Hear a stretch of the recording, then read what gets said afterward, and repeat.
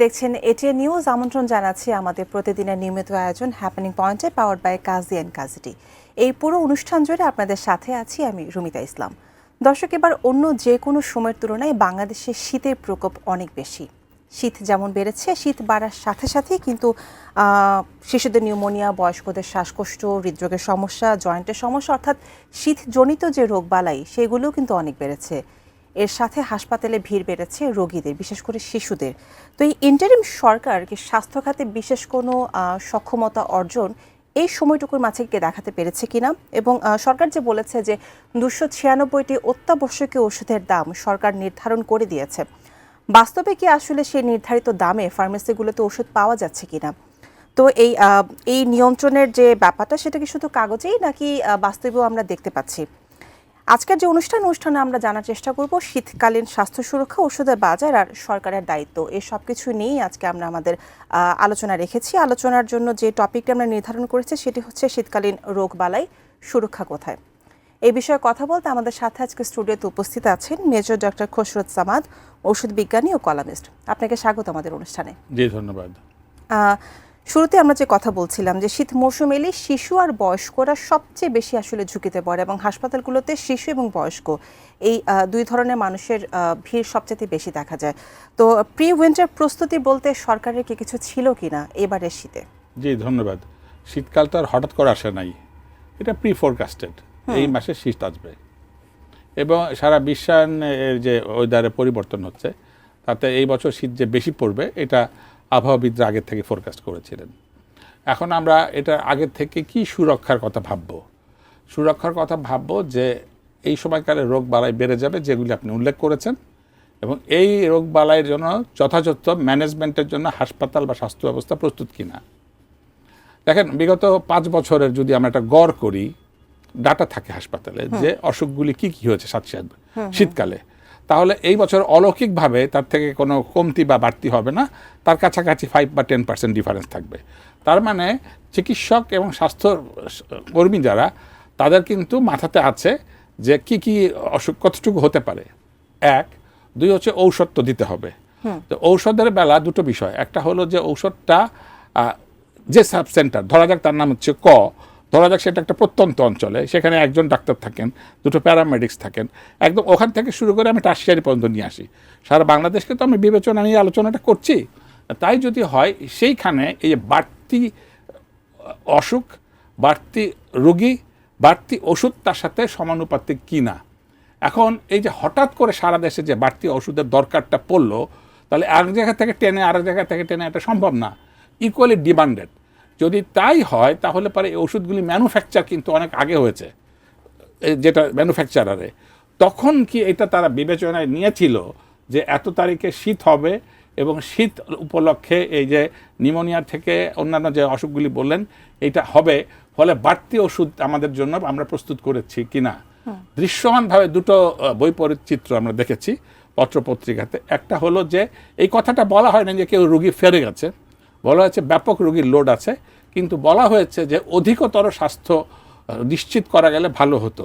চিকিৎসকও তো আমি বাড়তি দিতে পারবো না, এটাও তো নতুন করে তৈরি করা সম্ভব না, কিন্তু এই স্বাস্থ্য ব্যবস্থাকে বাড়তি রকম এনহ্যান্স করে নিজেদেরকে পারপোর্টেশন করে দেওয়ার ব্যাপারে আরও দক্ষতা, আরও পেশাদারিত্বের জায়গা ছিল বলে আমি একজন চিকিৎসক হিসেবে মনে করি। শীতকালে কতটুকু শীত আসবে, কবে থেকে শীত শুরু হবে, এবং ঢাকার তুলনায় ঢাকার যে বাইরের জেলাগুলো, উপজেলাগুলো, এই জায়গাগুলোতে শীত বেশি পড়ে। তো সেই হিসেবে স্বাস্থ্য মন্ত্রণালয় কি পর্যাপ্ত ডেটার কথা যেটা আপনি বলছিলেন, ডেটা বেসিসে কাজ কতদূর করতে পারতো আরও, যে ঢাকার তুলনায় তো ঢাকার বাইরের অঞ্চলগুলোতে শীত বেশি পড়ে, সেখানে ওষুধ এবং অন্যান্য সরঞ্জাম, অন্যান্য সুবিধা বেশি দরকার ছিল। তো ইকুয়ালি তো আসলে সব জায়গায় লাগছে না, যেহেতু ইকুয়ালি এফেক্টেড হচ্ছে না সব জায়গাগুলো, স্বাস্থ্য মন্ত্রণালয় কি করতে পারতো আরও? না, এটা ইকুয়ালি না হলেও যে জোনগুলি আছে সেই জোনগুলি কিন্তু আগের মতোই। ধরা যাক রংপুর বেল্টে বিগত 5 বছর কিন্তু সবচেয়ে বেশি শীত হয়, মানে আমি বাংলাদেশের অন্যান্য অনুপাতিক। সুতরাং যে ফোরকাস্টের ডাটা তো টেকনিক্যাল ডাটা ডাক্তারদের কাছেই থাকে, ডাটা অনুযায়ী কি স্বাস্থ্য ডাটা অনুযায়ী আমি মন্ত্রণালয় কাজ বলেছি করে যে থাকে? ডাটা অনুযায়ী তো যে ওষুধগুলি লাগবে সে ঔষধের সাথে অনেক কিছু সম্পৃক্ত, কিন্তু তাহলে পরে সেখানে অর্থায়নের প্রশ্ন আসে। তাহলে এই অর্থায়নটা তো অলৌকিকভাবে আসে নাই, তাহলে এই অর্থায়নটা আগের থেকে ফোরকাস্ট করতে হবে যে শীতকালে গ্রীষ্ম থেকে বেশি প্রায় দ্বিগুণ টাকার ওষুধ লাগে, তাহলে কি আমি বাজেটটা দ্বিগুণ করেছি? এই ফোরকাস্ট করার অভ্যাস কি আমাদের আছে কিনা? অভ্যাসটা আছে, কিন্তু আমি যেটা বলেছি যে এটা একটি চলমান প্রক্রিয়া এবং এটাকে আরো হালনাগাদ, আরো জনবান্ধব, আরো গণমুখী করবার জায়গা আছে।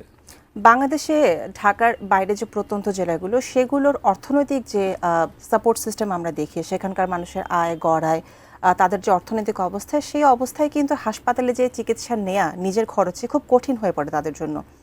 তো ঢাকা এবং ঢাকার বাইরে পুরো বাংলাদেশের কথা যদি আমরা বলি, বয়স্কদের জন্য ফ্রি মেডিকেল সাপোর্ট সিস্টেম বাংলাদেশে এখন কি অবস্থায় আছে? জি, ধন্যবাদ। খুবই প্রাসঙ্গিকভাবে একটা প্রশ্ন করেছেন। বয়স্ক ব্যাপারে আমি খুবই স্পর্শকাতর।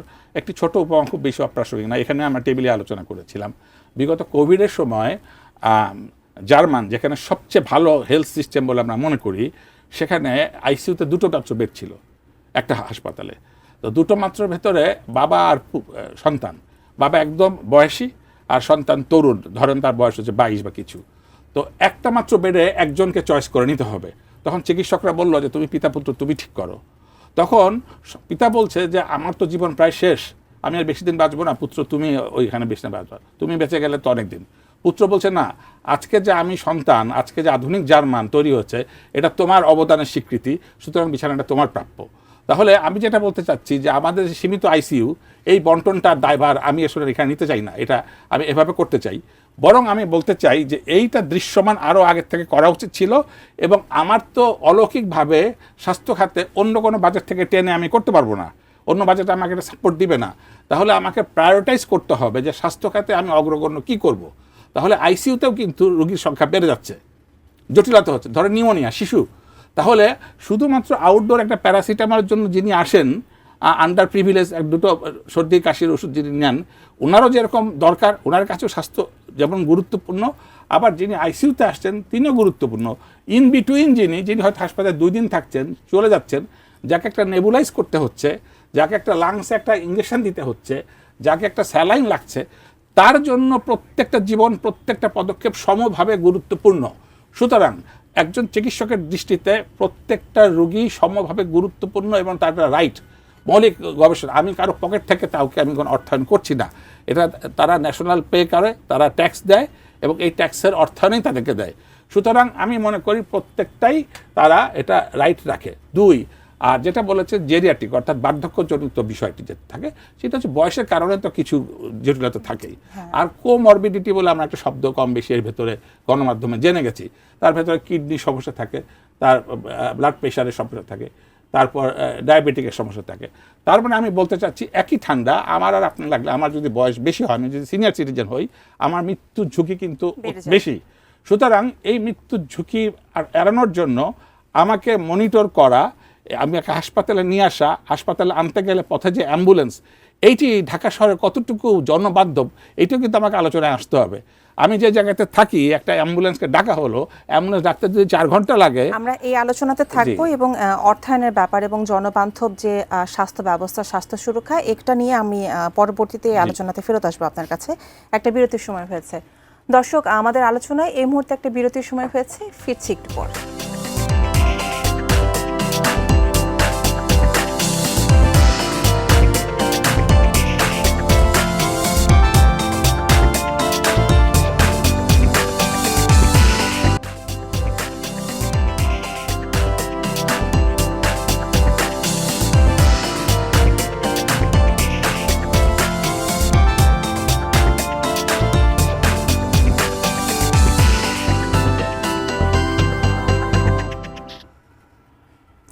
দর্শক, বিরতির পর আবার আমন্ত্রণ হ্যাপেনিং পয়েন্টে, পাওয়ার্ড বাই কাজী অ্যান্ড কাজেটি। আমরা কথা বলছিলাম শীতকালীন রোগবালাই, স্বাস্থ্যসেবায় সুরক্ষা কোথায়, এই বিষয়ে। বিরতির আগে যে কথা আমরা ছিলাম যে অর্থায়ন নিয়ে, এই সরকার ক্ষমতায় আসার পর কিন্তু একটি বাজেট ঘোষণা হয়েছে এবং সেই বাজেটে স্বাস্থ্যসেবায় যে বাজেট ঘোষণা করা হয়েছে, সেটি আসলে কতটুকু জনবান্ধব, একদম প্রান্তিক পর্যায়ের একটা মানুষ স্বাস্থ্যসেবায় তার যে চিকিৎসা দরকার, সেটার জন্য সরকার থেকে আসলে যে সুবিধা তারা পাচ্ছেন এই মুহূর্তে, সেটা কি পরিপূর্ণ বা কতটুকু বলে আপনি মনে করেন? জি, আমাকে প্রথম এক কথায় আমি বলবো যে এটা যথেষ্ট না। আমি আবার বলছি যথেষ্ট না, আমি 3বার বলছি যথেষ্ট না। কেন? এটা 3টা লেয়ার ভাগ করতে হবে। একটা হচ্ছে এই মুহূর্তে আমার স্বাস্থ্য ব্যবস্থা আমাকে কি দেয়, 2 হচ্ছে যে মধ্যবর্তী, আর একটা হচ্ছে দীর্ঘমেয়াদী। ধরা যাক আমাদের দেশে যে কয়টা হাসপাতাল আছে আমরা নিঃসন্দেহেই বুঝতে পারি এই কয়টা যথেষ্ট না। সাথে আপনাকে আমি আরেকটা প্রশ্ন জি। করে রাখি যে শীতকালীন এই সময়টাই হচ্ছে হাসপাতালে যখন একজন মানুষ খুব ইমার্জেন্সি চিকিৎসার জন্য যাচ্ছেন, সেখানে গেলে কি সে অক্সিজেন পাচ্ছেন কিনা, প্রয়োজনীয় ওষুধকে সে এই মুহূর্তে পাচ্ছে কিনা, নাকি তার পকেটের টাকা খরচ করেই তাকে ইমার্জেন্সি চিকিৎসাটা নিতে হচ্ছে সরকারি হাসপাতালগুলোতে? জি, তাহলে আমি এই প্রশ্নে আসি আগে। বলা হচ্ছে অক্সিজেন, এটা ভয়ঙ্কর একটা অবস্থা। কি অবস্থা ভয়ঙ্কর মানেটা কি? আমার সাথে মৃত্যুর পার্থক্য কিন্তু একটা কেমিক্যালসের, O2। আমার ওই সপ্তম শ্রেণীর অক্সিজেন আর এই অক্সিজেনের ভিতরে আকাশের পাতাল পার্থক্য। মৃত্যুর অপর নাম অক্সিজেনহীনতা অথবা জীবনের অপর নাম অক্সিজেন সমন্বতা। তাহলে আমাকে যদি তাত্ত্বিকভাবে 1 মিনিট বা 2 মিনিট অক্সিজেন না দেওয়া হয়, আমি মারা গেলাম। আবার আমার যদি আপনি বেঁচে আছিস কিন্তু অক্সিজেন চলে, সুতরাং আমি হাসপাতালে গেলাম, বলা হলো অক্সিজেন নাই, তার মানে আমাকে ডেথ সেন্টেন্স কিন্তু লিখে দেওয়া হলো। সুতরাং অক্সিজেনের বেলায় কোনো রকম গাফিলতি অথবা না থাকা অথবা টাকার প্রশ্ন, যেই অযুক্তি কুযুক্তি যাই স্থাপন করি না কেন, অক্সিজেন না থাকা মানে হচ্ছে মৃত্যু, কথা পরিষ্কার। সুতরাং আমাকে বেছে নিতে হবে যে আমি অক্সিজেনটাকে ওখানে পৌঁছায় দিব, নাকি যন্ত্রের কোনো ভুল আগে থেকে আমি বুঝতে পারছি না সেই প্যারামিটারটা আছে কিনা, অথবা অ্যান্টিসিপেটেড অক্সিজেন লোড, আমি এই শীতকালে কতটুকু অক্সিজেন টেনে নেবে সেই সময় রিফিল করার জন্য আরও সিলিন্ডার আছে কিনা, এইটা আগে থেকে অক্সিজেন দরকার হবে বলে ঢাকা কেন্দ্রীয় যে অক্সিজেন তৈরি করা যে সমস্ত ল্যাবরেটরিগুলি আছে, ম্যানুফ্যাকচার আছে, তারা প্রান্তিক ওখানে পৌঁছেছে কি না, এইগুলির ভেতরে কোনো একটি যোগ বিয়োগের ভুল অথবা দূরদর্শিতার ভুল অথবা অর্থায়নের ভুল অথবা যে কোনো যুক্তি দেখানো হোক না কেন, এটা মৃত্যুকে ডেকে নিয়ে আসবে। সুতরাং এটা একটি চলমান প্রক্রিয়া, নতুন করে শীতকাল আসে নাই। সুতরাং আমি মনে করি কোনো যুক্তি দিয়েই অক্সিজেনের ঘাটতিকে স্ট্যাবলিশ করা যাবে না। অক্সিজেন থাকতে হবে, অক্সিজেনকে রাখতে হবে, অক্সিজেনের কোনো বিকল্প নেই। এখানে স্বাস্থ্য মন্ত্রণালয়ের জায়গাটা কোথায়? আমরা এখনো শুনতে পাই যে অক্সিজেনের অভাবে যাওয়া যাচ্ছে না, এবং ইমার্জেন্সি রোগী যখন থাকে যাদেরকে অক্সিজেন দিয়ে হাসপাতালে নিয়ে যেতে হচ্ছে, নর্মাল অ্যাম্বুলেন্সে তাদেরকে নিয়ে যাওয়া যাচ্ছে না, সেখানে কি সরকার থেকে পর্যাপ্ত সংখ্যক এরকম ইমার্জেন্সি অ্যাম্বুলেন্স রাখা হয়েছে কিনা যাতে রোগী সহজে পেয়ে যান? 999 কল করলে যে অ্যাম্বুলেন্সগুলো পাওয়া যায় সেগুলো কি পর্যাপ্ত? জি, আমি বারবার করে বলতে চাচ্ছি যে এই ডাটাগুলি যেটা আসে সেটা হচ্ছে টিপ অফ দি আইসবার্গের যে গল্পটা আমরা বারবার করে বলি। তাহলে এই ডেটা এবং মাঠ পর্যায়ের যে চিত্র, সরকারের এই জায়গাটা পার্থক্য কেন হচ্ছে? মাঠ পর্যায়ে অবশ্যই এটা শুধুমাত্র স্বাস্থ্য খাতে না, আমরা সবসময় একটা দেখি যে সরকারের, আমি ইঞ্জিনিয়ার বলছি, বিগত সময়ও দেখেছি, ফ্যাসিবাদের সময়ও দেখেছি, এবং যারা গণতান্ত্রিক বলে প্রচলিত ছিল তাদের বেলা দেখেছি যে একটা রাগ গুড় করা। মানুষের মৃত্যু খুবই স্বাভাবিক, মানুষের মৃত্যু আমি অনিবার্য, ঠেকাতে পারবো না, এবং রোগ জরা ব্যাধির কারণে মৃত্যু হবে, এটাই অনিবার্য। এবং খোদ আমেরিকা বা জার্মানির মতো অধিকতর উন্নত দেশেও মানুষ ওষুধ ভুল চিকিৎসা, ডাক্তারের অনুপস্থিতি, ওষুধের ঘাটতি, এগুলোর কারণে মৃত্যু হয়। সুতরাং এটাকে লুকানোর প্রবণতা প্রকারান্তরে আত্মহত্যার সামিল, কেননা তাহলে পরে আমি ওই হিসাবটা করতে পারবো না, এবং যুগে যুগে আমার ভুল ওষুধ হবে, যুগে যুগে আমার কম ওষুধ হবে, যুগে যুগে আমার কম ডাক্তার তৈরি হবে, যুগে যুগে আমার প্যারামেডিক্স কম তৈরি হবে, যুগে স্বাস্থ্য ব্যবস্থা দুর্বল হয়ে যাবে। সুতরাং এই ক্ষেত্রে আমার এবং পরবর্তী প্রজন্ম বাঁচবার জন্য স্বাস্থ্যের প্রত্যেকটা মানদণ্ড সঠিক চিত্র একান্ত দরকার। মানদণ্ডের কথা যখন আমরা বললাম তখন 296টি ওষুধের দাম কিন্তু সরকার নির্ধারণ করে দিয়েছে। তো সরকার যে দাম নির্ধারণ করলো একটা কাগজে কলমে নির্ধারিত দাম, আর বাস্তবে ফার্মেসিতে আপনি আমি যদি এখন সেই ওষুধটা কিনতে ঢুকি, সেই দামই কি ওষুধ কিনতে পারছি আমরা? জি, ধন্যবাদ। তাহলে আমি বুঝতে হবে যে আবার এই ব্যাপারটা আরেকটু বুঝবার ব্যাপার আছে। 296টা ওষুধ মানে হলো বাংলাদেশে প্রায় বাজারে 1400-র মতো ওষুধ আছে, 14টা ভ্যারাইটি, 1400 রকম। আমরা বিভিন্ন বিশেষ করে ওষুধ বিজ্ঞানীরা গবেষণা করে দেখেছি মোটামুটি 300 ওষুধ হলেই আমাদের চলে, 300 রকম, 300টা পদ। আচ্ছা, বাকিগুলি কি অত্যাবশ্যকীয় নয়? আমার জীবনের জন্য অত্যাবশ্যকীয় কি কি? আপনাকে যদি বলি আপনি একটা দিন কোনটা ছাড়া থাকবেন না, আপনি হয়তো হাতের মোবাইলটাই কাছে নেবেন, ওটা ছাড়া আপনার তথ্য প্রযুক্তি আপনি একদম অন্ধ এবং আপনার জীবন, কিন্তু আপনি খাদ্যটা বেছে নেন নাই, কিন্তু 3 দিন হলে হয়তো খাদ্যটা গুরুত্ব। কিন্তু ঠিক সেরকম ডাক্তারি কতগুলি ক্যাটাগরি আছে, সেটা তাত্ত্বিক আলোচনা অনেক বড় হয়ে যাবে। আপনি নিজে বুঝতে পারবেন হার্টটাকে বাঁচাতে হবে, অক্সিজেনটাকে বাঁচাতে হবে, একটা অ্যান্টিবায়োটিক লাগবে, ইত্যাদি ইত্যাদি মিলে অনেকগুলি প্রায়োরিটাইজ করে 296টা ওষুধকে বেছে নেওয়া হয়েছে। বাকিগুলি অপেক্ষাকৃত কম দরকারি, বাট কোনোটাই অদরকারি বলে ফেলে দেওয়া হয়নি। 296টা দিয়ে আমরা দেখেছি যে কম বেশি 80% লোক বা আরও অধিকতর লোকের চিকিৎসা করা সম্ভব। এখন এটা বলা হচ্ছে যে 296টা ওষুধের গায়ে যে দামটা লেখা আছে এটাই অতিমূল্য। আচ্ছা, আমরা বলতে চাচ্ছি যে এই দামটাকে রিশিডিউল করা হোক। সুতরাং আজকে যেটা লেখা আছে এটা তো টেকনিক্যাল বিষয়, ফলে এই যে দাম, ধরা যাক একটা এক্স নামক একটা ওষুধ, তার গায়ে লেখা আছে 100 টাকা, এই 100 টাকা যথাযথ কিনা এখানে ক্যামেরার নেপথ্যে যিনি আছেন বা আমরা এটা কেউই এটা জানি না, যেটা যত আমাকে বাধ্য হয়েই ওই অন্তত ওই গায়ের দামটা লিখতে হয়, তার নিচে তো আমাকে কম দিচ্ছে না, কারণ সর্বোচ্চ বিক্রয় মূল্য লেখা আছে। তাহলে আমরা টেকনিক্যাল লোকরা বলতে চাচ্ছি এটা অতি মূল্যায়ন হচ্ছে এই 296 টাকা। তাহলে অতি মূল্যায়নটা কীভাবে আমরা বের করলাম এবং এটা কীভাবে মানে এটাকে সহনীয় এবং যৌক্তিক, রেশনাল, অ্যাফোর্ডেবল এটা করা সম্ভব। তাহলে একটা ওষুধের ভেতরে কী কী থাকে আমরা একটা চিন্তা করি। ধরো যাক এই কাপের ভেতরে কী কী আছে, চা আছে, পানি আছে, কাপটা আছে। তাহলে ওষুধের ভেতরে ধরা যাক প্যারাসিটামল সিরাপ, প্যারাসিটামল ট্যাবলেটে যা আছে ওখানেও তা আছে। সিরাপ হলে একটা পানি আছে, তাকে বাচ্চাকে খাওয়ানোর জন্য একটা হয়তো ফ্লেভার দেওয়া আছে, হয়তো সেটা স্ট্রবেরি ফ্লেভার, একটা সুইটের মিষ্টি দেওয়া আছে। তাহলে এইগুলিকে আমরা এক্সিপিয়েন্ট বলি। আর মূল কাঁচামাল তা সেটা আছে, তাহলে একটা সুন্দর করে প্যাকেট করে মরানো হয়েছে, তার জন্য প্যাকেজিং ম্যাটেরিয়াল, ওইটা তো আমরা খাই না। তাহলে পারে এই একই কফি যদি কাছের 5 স্টার হোটেলে যাই এর থেকে 5 গুণ দাম হবে। তাহলে আমি বলতে চাচ্ছি আমার পরিবেশনার ঢং, আমার ঔষধের বেলা খুবই সাশ্রয়ী এবং খুবই জীবন বান্ধব করতে হবে। চটকদার মোড়ক, চটকদার বিজ্ঞাপন, চটকদার ওষুধের কোনো বিজ্ঞাপনের দরকার নাই, কারণ ঔষধটা হওয়া উচিত ডাক্তারের প্রেসক্রিপশানে। এখানে রোগীর ইচ্ছার কোনো প্রশ্ন আসে না।